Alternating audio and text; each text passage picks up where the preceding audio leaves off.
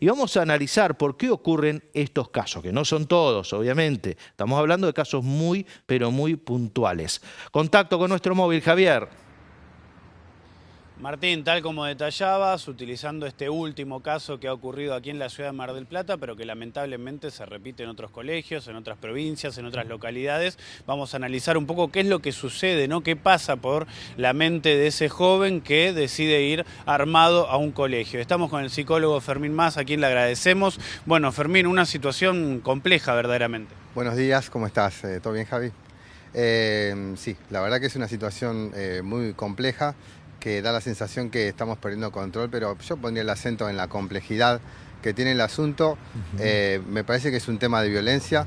Obviamente creo que para nosotros a nivel de la divulgación, para entender un poco qué es lo que está pasando, nosotros en la disciplina que trabajamos conocemos la violencia en sus distintas formas.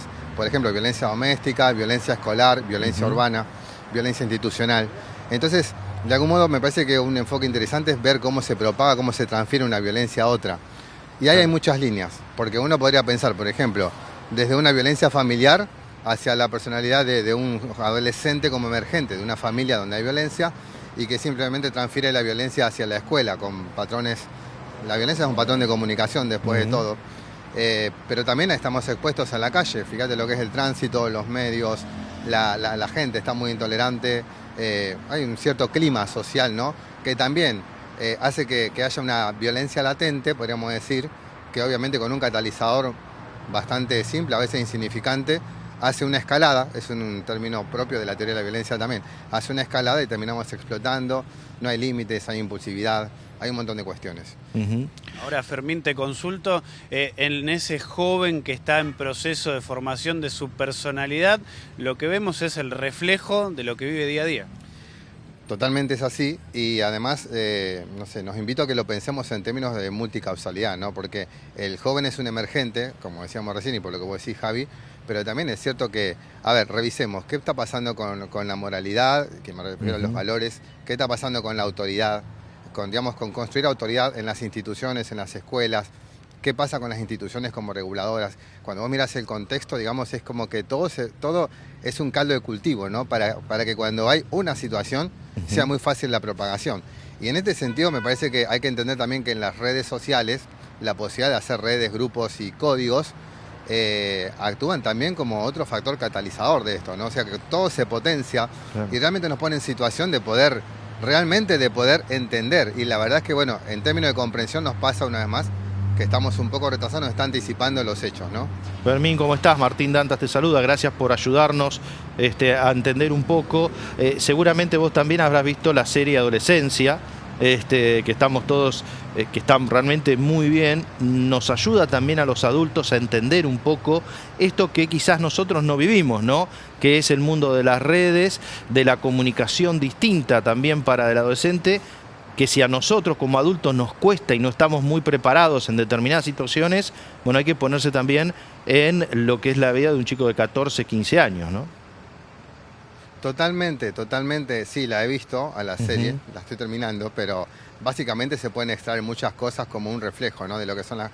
Yo lo que propongo es que volvamos, nosotros en las disciplinas lo pensamos en términos de algo así como, más allá de lo que hacen en los medios, es un tema de sociologías y antropologías, ¿no? De grupos humanos que tienen sus propios códigos. Porque vos mirás, yo por ejemplo soy consumidor de Twitter también, vos mirás lo que pasa, por ejemplo, en las comunidades marginales, cuando muere lo que será un pibe chorro, podemos decir, el tipo de ritual y despedida que le hacen. O sea, vos realmente te das cuenta que hay otra cultura, otros códigos, otros valores. Entonces, me parece que por ahí el problema está que nosotros, quizás un poco etnocéntricamente, con nuestros valores, por ejemplo, los de la sociedad regulada, las instituciones, el bien, la educación, el progreso, el trabajo, la honestidad. Quizás, digamos, con estos valores estamos queriendo entender los otros fenómenos que son emergentes y que no es desde ahí, evidentemente. Como que hay que borrar de vuelta el pizarrón, empezar a observar, no sé si existe la observación neutra, pero empezar a observar, a ver los emergentes, las prácticas, los valores, y desde ahí poder construir una comprensión y después de ahí recién... instrumentos reguladores o algo que nos pueda ordenar, me parece a mí, ¿no? Sumado a esto también Martín, sí. los juegos, ¿no? Que hoy por hoy llevan adelante de manera online, que también están muy ligados a la violencia. Yo diría los juegos, y mira, si revisamos históricamente, por ejemplo, recuerdo que las tribus urbanas surgieron para nosotros, las más modernas surgieron cerca del 2010. Por supuesto que uno puede ser tribus urbanas de la década del 60, 70 de la comunidad hippies para acá, pero quiero decir lo siguiente, si uno revisara por ahí algunos códigos de cada una de esas tribus, bueno, en realidad muchas cosas se pueden entender hoy en día, pero básicamente yo creo que habría algo así como una cultura de lo marginal, que en realidad como nosotros, digamos, no sé, por ejemplo, yo soy docente, estamos trabajando en el sistema educativo con pedagogías, con líneas, digamos, líneas de marcos teóricos, que totalmente, digamos, es como una idealización que hacemos, pero que en realidad me parece a mí, y charlo con muchos docentes en mi consultorio día a día, no es que estoy especulando solamente, digamos, las herramientas son totalmente inadecuadas para abordar con cierta eficacia algo de lo que pretendemos en lo que pasa en el día a día. ¿Se entiende? O sea que me parece a mí que tenemos que hacer un esfuerzo de comprensión mayor y aunque estén pasando muchas cosas, hay que atacar esto desde muchas maneras. Una parte de la comunidad tendría que dedicarse a reflexionar y generar líneas, que eso es más preventivo, pero también hay una línea que trabajar a nivel tanto políticas de seguridad, en articulación con políticas educativas, en el caso de la violencia escolar. Y ¿saben qué? Los psicólogos siempre vamos a volver al tema de generar espacios para que circule la palabra. Claro. Porque hay una relación inversa entre la violencia y la palabra. Cuando uno puede hablar, reflexionar, compartir experiencia, testimonio, vivencia, se reduce la violencia. Claro, sí, sí. Decían algunos colegas míos en algunos libros de antes, la violencia circula porque no hay palabra. Es cierto, ¿no? Recuperar también la charla en la mesa familiar, en muchos casos, ¿no? Y hacemos foco en esto.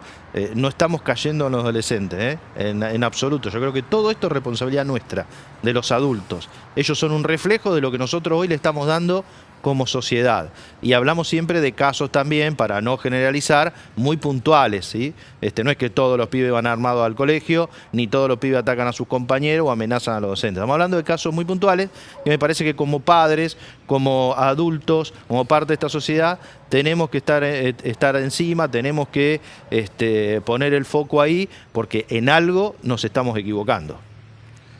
Martín, me gustaría agregar una cosita que me parece que es importante en esta comprensión también de la situación.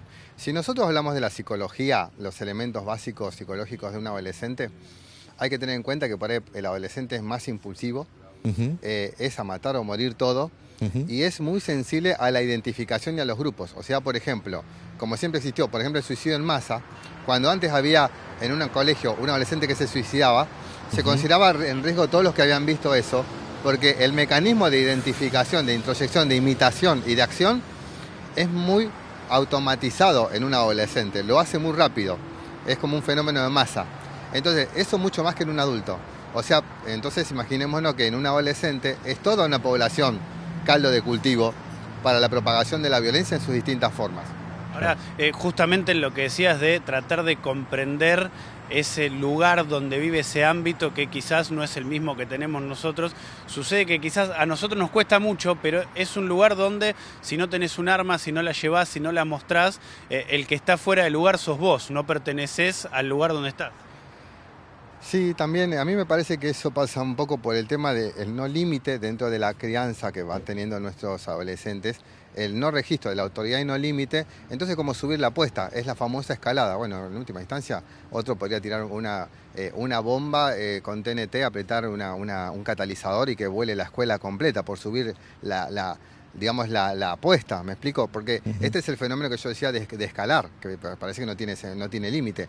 ¿Quién puede poner el límite? ¿Quién le pone cascabel al gato cuando estamos en situación de escalada? Ahora lo estamos, por ejemplo. Esto se está propagando como si fuera una epidemia. Y bueno, los sanitaristas cuando estamos ante una epidemia tienen sus herramientas para trabajar, para poder frenar, para poder aislar, para poder hacer cuarentena. Bueno, nosotros cómo actuamos a nivel social, porque no queremos caer en una patologización de un fenómeno de violencia, sino que es un enfoque de problema social, claro. O sea, para trabajar con un enfoque sociocomunitario. Fermín, muchísimas gracias. Bueno, gracias por todo, chicos. Gracias. Bueno, Martín, una situación que preocupa, por supuesto, problemática, que hay que empezar a abordarla de distintas áreas, con distintas temáticas, pero que no hay que dejarla pasar como si nada hubiera sucedido, sino empezar a tomar cartas en el asunto. Preocupa y nos ocupa. ¿sí? Que es lo principal, y nos tenemos que ocupar de estos casos, ¿sí? Ayudar al adolescente que acaba de llevar el arma a lo que es el establecimiento y entender el entorno también, ¿no? Repetimos, son casos, no estamos generalizando, pero también nosotros como adultos mayores tenemos mucha responsabilidad ante lo que está sucediendo.